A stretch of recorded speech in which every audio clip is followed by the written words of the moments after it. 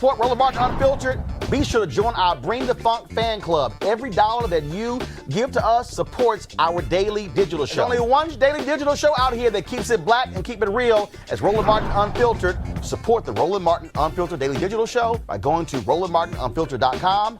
You can make this possible. And Tom, as Monique was talking, I literally was thinking about Mother Emanuel. And Rayshawn, the reality is this here. The only reason the Confederate flag came down from the Capitol was because 9 black people were gunned down in a church. I dare say that Republicans, they didn't learn from Heather Heyer in Charlottesville. They didn't learn from Donald Trump's both sides. But that woman, that video we showed, the woman who died, she died laying on a Trump flag. There is going to be I fundamentally believe, Rayshawn and Tom, there's going to be a reckoning in the Republican Party because the way this is unfolded to storm the U.S. Capitol, there is no explaining this away. There is no, all of this bullshit about we need to be concerned about the feelings of the Trump voters. There you go. Exhibit A. Those are your feelings. What say you now? Rayshawn first, then Tom. Yeah, I mean, you're exactly right, Roland. I mean, the United States of America is what we thought it was.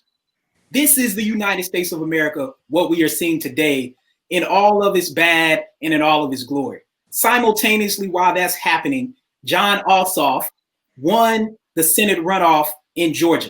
It is now 50-50. Kamala Harris breaks the tie in the Senate.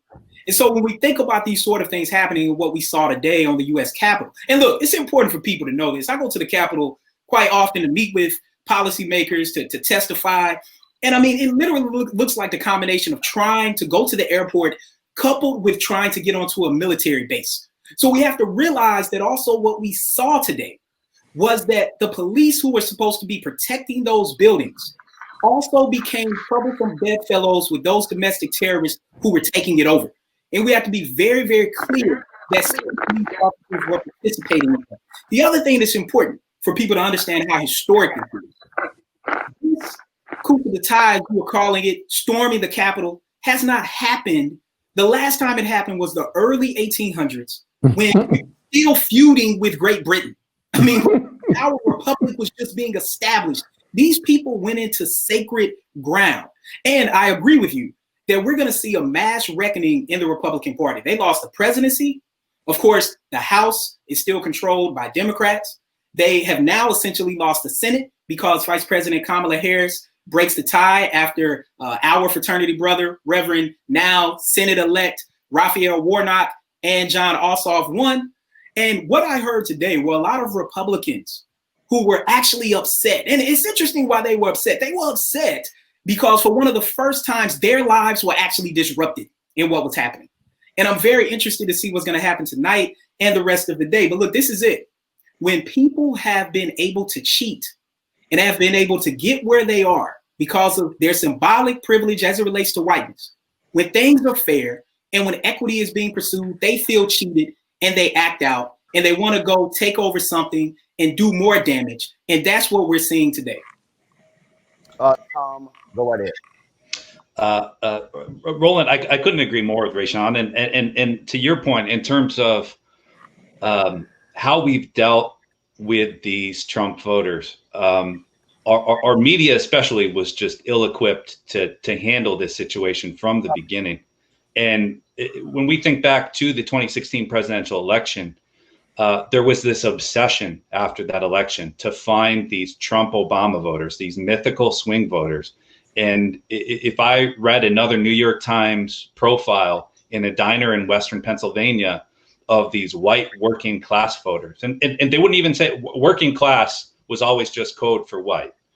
And the media has slowly come around, and we're seeing that. But they sowed the seeds of this years ago in terms of how we talked about these Trump voters, how we talked about this overt racism, how we talked about Republican elected officials at the highest level using this racism to their own advantage. We still see this with what Ted Cruz and Josh Hawley are doing today, and they're not alone. So yes, there has to be a reckoning within the Republican Party.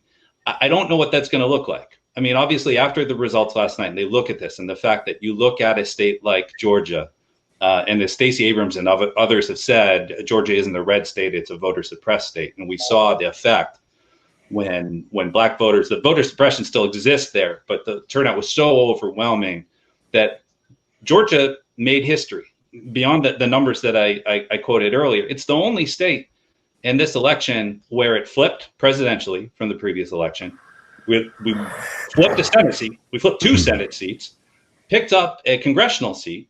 It's the only state where that happened. And so Republicans have to look at that, a state that they considered a solid state for themselves, and they lost badly. Obviously close elections, but they lost them all.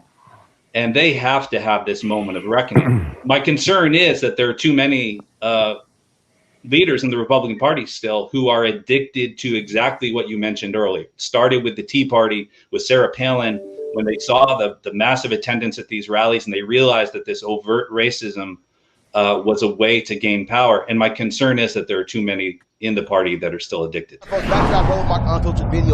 It's time to be smart. When we control our institutions, we win. This is the most important news show on television of any racial background. Y'all put $2, $3, $4, $5, $10, $15, $20, $30 on this and keep this going. What you've done, Roland, since this crisis came out in full bloom. Anybody watching this, tell your friends. Go back and look at the last 2 weeks, especially of Roland Martin Unfiltered. I mean, hell, go back and look at the last 2 days. You've had sitting United States senators today, Klobuchar and Harris. Whatever you have that you can bring to Roland Martin Unfiltered to support it, please do, because this information may literally save your life. Watch Roland Martin Unfiltered daily at 6 p.m. Eastern on YouTube, Facebook, or Periscope, or go to RolandMartinUnfiltered.com. Support the Roland Martin Unfiltered Daily Digital Show by going to RolandMartinUnfiltered.com. Our goal is to get 20,000 of our fans contributing $50 each for the whole year. You can make this possible. RolandMartinUnfiltered.com.